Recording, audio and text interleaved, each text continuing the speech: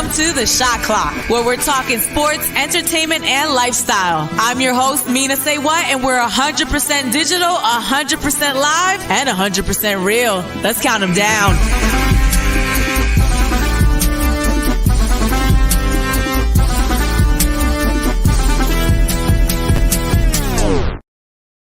Welcome to another edition of the Shot Clock. It's our digital sports show. I'm your host, Mina SayWhat, Mondays at 12 o'clock right here on YouTube, Facebook, Twitter, and Twitch. We talk the top Philly sports of the week and also what's trending and all the other juicy stuff going on social media. Today, I welcome my brother, Fox 29 sportscaster and podcaster, Sean Bell. What up? How we feeling? We feeling good. Listen, we are waxed and vaxxed, baby. Okay. That's what we like to hear for our hot girl summer. Yes. And look, happy belated to your son X. Thank you. You know, I always got to shout out the tourist gang here. Happy birthday to you also. Thank you. Thank you so much. Hey to Kat. Of course, we are live on all the platforms I just mentioned. If you have a comment, please write it right in that comment field, and our producer, Amir, will put it up and we'll read it, okay? We put ourselves on the shot clock. That's the premise of this show. Hopping right into the playbook, our Sixers are back at number 1 in the East. Woo! Yes. After losing 4 games, no Ben Simmons last week. Ben was back this week. We won our last 4 games. We only have 8 regular season games left. Okay, are we happy with how the team is playing right now, Sean? Yes, I mean, we're happy that everyone is actually playing. Like, we laughed last week when I said, I don't know how to pick these games because all of a sudden Ben Simmons is out with a sickness. Tobias Harris is out. Joel Embiid didn't play a couple games here and there. So the fact that everyone's actually on the court and playing is the positive sign from this right now. Yeah, absolutely. And I feel like the team is really starting to gel. I mean, it's hard to build a consistency within the team when you have so many people coming in and out of the lineup, right? I think Dwight Howard is really starting to do good as a backup. I see him really starting to fill in. George Hill is really coming along very nicely for us. He's contributing on a veteran level. And then we have the guys contributing, you know, Matisse, we have Shake, we have Tyrese, we have Furkan. They're all coming off the bench and giving us that energy. How do you feel like the starting 5 is doing those, Sean? Do you feel like any improvement needs to happen there?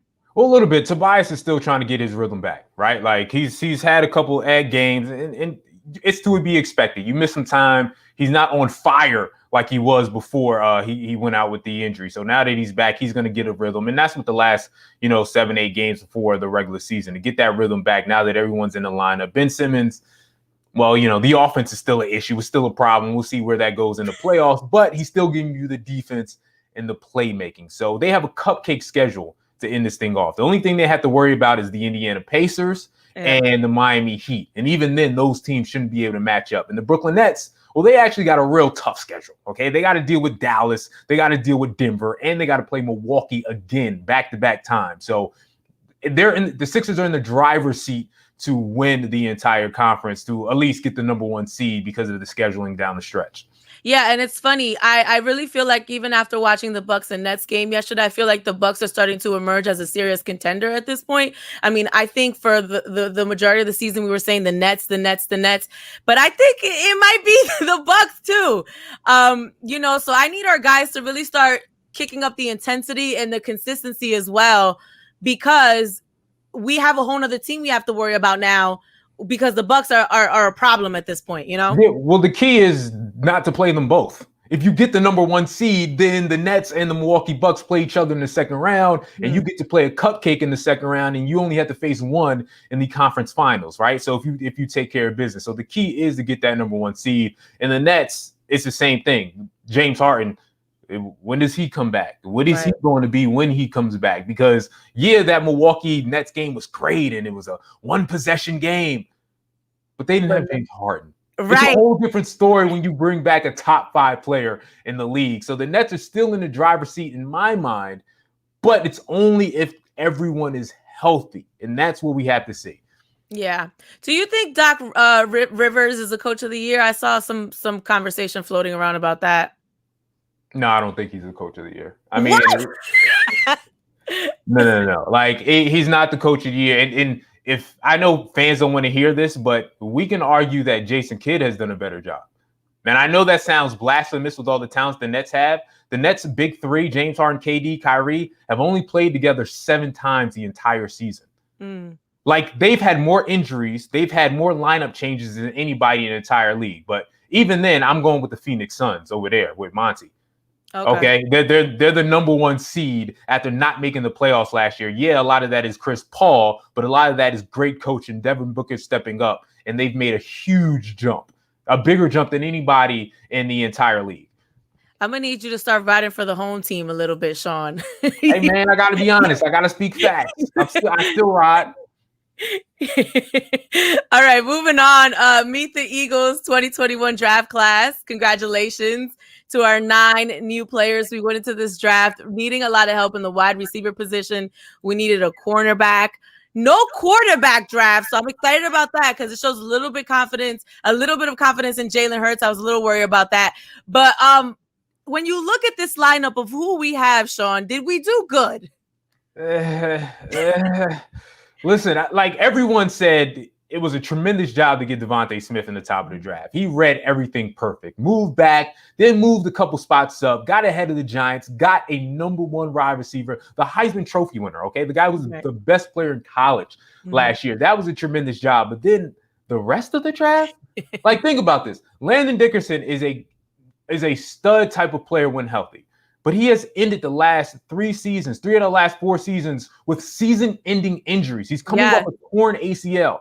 We did that with Sidney Jones when he had the Achilles, and how'd that work out?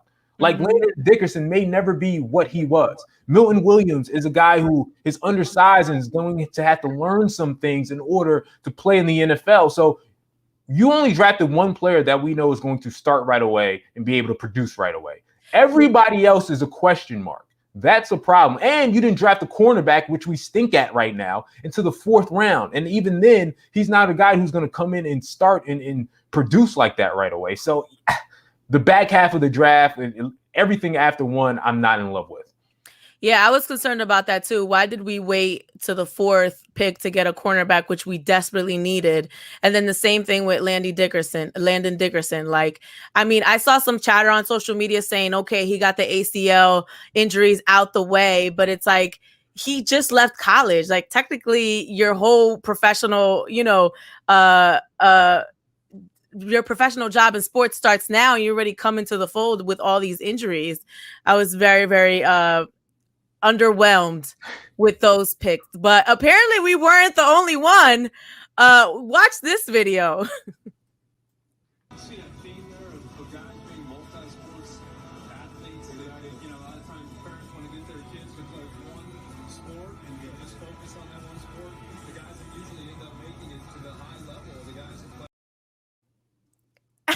So this went viral. People were like, some guy is not happy with Howie Roseman's 3rd pick. This is after we picked Milton Williams. This guy, okay, is Tom Donahoe. He's a senior Eagles advisor. He wasn't happy with the 3rd pick either, Sean. He thought we needed a cornerback too. Yeah, listen, it's difficult because this happens with every team. Like, there's arguments between the GMs and then the scouts and management and the coaches on who they should get. And then the GM gets the final say, right? So this isn't unusual that people would be unhappy or not satisfied with who's the draft. But the problem is, we don't want Howie Roseman making the decisions, okay? When it comes to drafting, he has stunk. We want him to listen to the scouts. We want the scouts happy, because if the scouts are happy, that means you got who they wanted. So if you're not doing that, then it's going to be worrisome, okay? Then we're like, oh my goodness, if Howie made this pick, then it can't be a good one, can it? So yeah, I'm not excited about it. Right. Well, people were excited about the fact that the Eagles did trade up and get Devontae Smith. Here he is talking about being a wide receiver. Devontae, what makes a great wide receiver? What has made you a great wide receiver? I think that's a better question.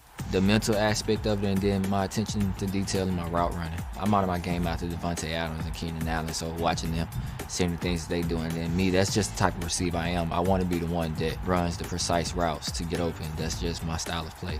Are you ever in a situation where you look back and you look at the sheer numbers of what you produced to Alabama, and you go, wow, that's They were some incredible years. I kind of like put it to the side, but my mentor after the season though, we were just talking. He was like, "Man, like you had over 100 catches. Like don't nobody do that." And like it ain't really hit me, and I was like, "That is crazy. Like 100 catches." 100 catches. The bar is set high. What are we looking forward to from this young man come the season, Sean? Precision routes and playmaking ability. I mean, he's supposed to be a guy. Listen, he called himself the best Alabama wide receiver of all time.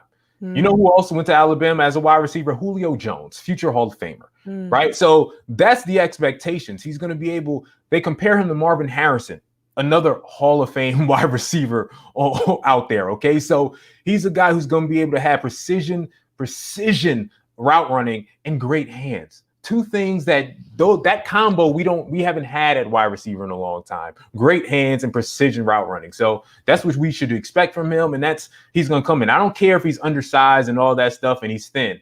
He can make plays.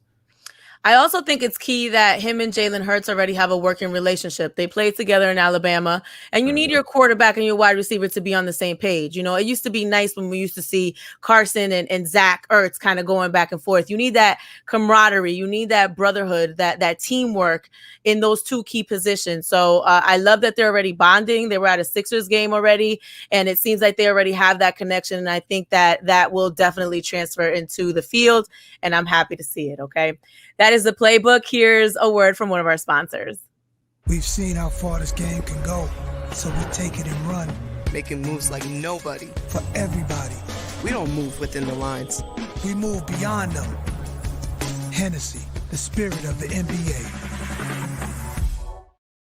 Welcome back to the Shot Clock. We are right on time, if you can see it. I'm Mina SayWhat, your host, Sean Bell, Fox 29 sportscaster and podcaster, joining me today. So I really love what I saw this week when it came to honoring Gigi Bryant. Of course, we know that she passed away with her father in that terrible, terrible helicopter crash. But her mother, Vanessa Bryant, unveiled a new limited edition apparel line in honor of Gigi on what would have been her 15th birthday on May 1st, tourist season. Look at how beautiful this looks. Look at this family. Absolutely gorgeous. Mambacita. You know what I mean? It was something they were working on before they tragically passed. So it's just beautiful to see that you're upholding that there were several players in the NBA who wore that, including Anthony Davis, to their games, wore Mambacita gear. So it's a great tribute to a player who was on her way to going to UConn and dominating in women's sports herself. So love to see it. I also love the attention to detail. I mean, you see that little butterfly right there on top of the eye. All of these little nuances, the circle around the M, they mean certain things, and they speak to Gianna's spirit. I really love how people were supporting it. I mean, it sold out in less than a day. Lots of support, not only from the NBA, but from Vanessa's friends. Here's Sierra, Lala, and Vanessa kind of just wearing it. You know, it must have been a difficult day for her on May 1st. Kyrie purchased some for the entire Nets team. Devin Booker purchased some for the entire Suns team. Your team, Sean Bell. I'm not saying that. The Lakers organization was very supportive, as you mentioned, Sean. Anthony Davis and the whole squad wore it. So it was a nice way to honor her. And it looked like a collective effort. And that's what I really liked about it. Another thing I really liked is Breonna Taylor was honored this past week as well. A horse was named after Breonna and was trending after it won a Kentucky Derby Week race on Thursday. There's the horse. Beautiful, beautiful, beautiful horse. I just started learning how to ride, so I'm like into horses now. And the horse is actually owned by her family's lawyer.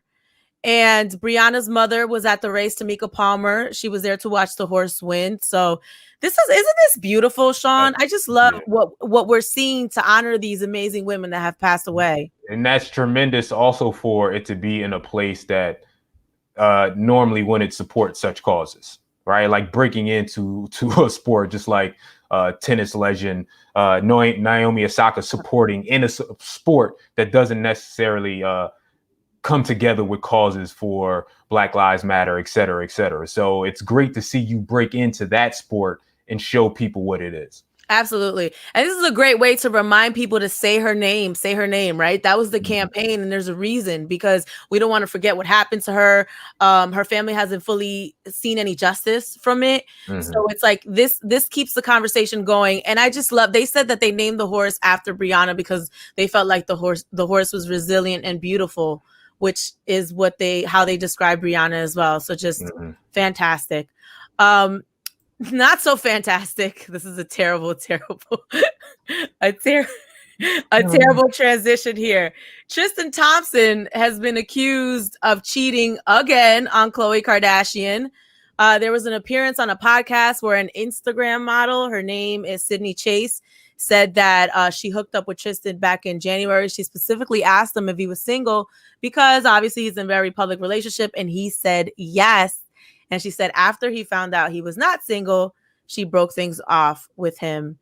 At this point, Sean, what do you make of this? This is not the first time. I don't know if it'll be the last. Listen, I'm not going to get into it like that, but let me say this, like, that's on them. If she stays and everything, you know what I mean, and deals with it, then what am I to say? And who am I to say that they don't have an actual arrangement like a lot of celebrity couples and regular couples have, but Tristan is just not keeping things on the low like he's supposed to. So, you know, that's on them and how they decide to work. I don't know. Khloe doesn't strike me as the kind of woman to have an arrangement. Like we know her. Like you're right, we don't. But I you know, from what I've seen in the past, it seems like Tristan is out here wild, and it's embarrassing to her. You know, she's not some woman that is not in the spotlight sitting at home having her babies. Like, she has a career, she's a public figure, and this is super embarrassing to her. And even if it's not true, because a lot of times they say you can't believe all the rumors when it comes to these guys. Where there's smoke, there's fire. And it's like, she has him on the show. They're talking about having another child. You know, this is so embarrassing, whether it's true or not. It's just so embarrassing. I mean, that's okay. Well, then she got to do something then. Yeah. You know what I mean? Well, clearly you ain't trying to be in people's business today. I'm just saying that's on her. Like, it's on him. But, you know, if someone repeatedly does things to me, then it's on me. Right. You're right. Fool me once, shame on you. Fool me twice, shame on me. 4 times, 5 times. I mean, yeah, we'll see what happens. I mean, it's a crazy situation. That poor woman gets dragged on social media constantly. Stuff like this happens. Then some other woman claiming to have 2 of his children came out the woodwork and said True got sisters and stuff like this. A whole mess. Okay? Hey, listen, we ain't even get into, because some of the stuff she puts on herself, the whole body thing that she did when she created that body image, her and her sisters, was ridiculous. So, you know, that family creates their own drama at the same time. Yeah. Moving on, let's get into plays this week. As we already kind of talked about, easy schedule. All these teams are under 500. We need to be dominating at this point. None of these games should be close. Yesterday, it was way too close with the Spurs. We should have dominated against that team as well. We get into these things where we're not consistent, into these little spurts where we're not consistent, and we let people creep back in, and then it becomes a close game when it shouldn't be. Yeah, if everybody healthy, this should be a 4-0 clip. Like you said, easy money. The Pelicans will be the toughest thing because Zion, you know, I don't care who's going against him. Zion's going to get his. He's going to get buckets. And if Brandon Ingram gets hot, you know, he's also an all-star, so he can get buckets. But even with those two being on, it should still be a comfortable win. So get it done, period. Because you shouldn't let the Nets creep back in this thing when they don't even have all their players. Right. And we need to go into the playoffs at the top, as you mentioned, number one, just a well-oiled machine. You know, so this is the time where you work out all the kinks. You know, Steph Curry needs to snap back into it. You know, I need Danny Green to be more consistent. Tobias needs to get in his rhythm. Ben scored 5 points, I think, last night. I think Ben he was scoring, 15 points. He redeemed himself with the tip in, but, he's got more. He did. I need Ben to kick it back up into that, between 10 and 15 points a game. So, well, it was a pleasure talking to you, Sean. You have a great week. Actually, Sean, this is the kind of week I want you to have, okay? This one right. Give me some push-ups. Come on. 1. Go down. Get back up. Push up. Another one. 2. There you go. Come on. Give me another one. 3. Let's go. 3. Push. Push. Get up. There you go. 4. 3. There you go. Let's go. 4. Let's go. Give me another one. 4. There you go. Let's go, baby. Let's see if we get 5. Let's go. Let's get it. 5. Oh, come on. Come on. You got it. Push. You got it. You can do it. Come on. 5. There you go. Good job. Good job. 6. You gonna get 6? Okay, 5 is enough. You tired? You can do it? You gonna do one more? 6. Good job. Hey, that baby is way more resilient than me. Let me tell you right now, my lazy butt, I ain't doing no push-ups. I need you to get 6 push-ups this week, okay, Sean? Nah, I'm that baby on that 5th push-up. I'm just like, I can't do it anymore. I couldn't do 5 boy push-ups until like 5 years. I don't know what you're talking about. Yeah, I don't want no boy push-ups. Quarantine got me weak. I ain't got enough for you. You got the dad belly? You got the dad bod? I ain't got that, but you know what I mean? I be teetering. I had some ice cream cake last night. Like, you know what I mean? I had brownies. I had a straight fat weekend, so I ain't gonna lie. Bubbling, huh? Your tummy was bubbling? No, my tummy felt great. I slept like that baby. I slept like a baby. Okay. Thank you guys for watching. We'll talk to you next Monday, 12 o'clock on Facebook, YouTube, Twitch, and Twitter. Sean Bell, my guy, I appreciate you. Mina SayWhat. Talk to you next week here on the Shot Clock.